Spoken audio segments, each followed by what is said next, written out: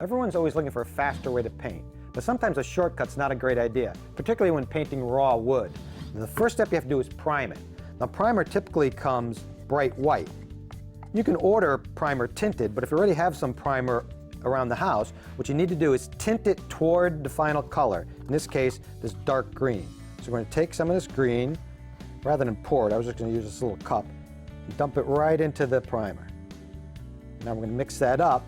What you end up with is a primer tinted toward the final color.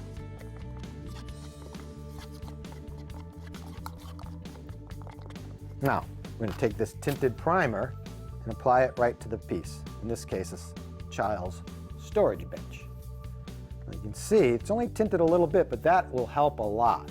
If you were to prime this with just the pure white primer and try to cover it with that green, you'd never do it. You'd need 2 or 3 coats. Now with this case, in this case, 1 coat of tinted primer and 1 coat of top coat, and you're done.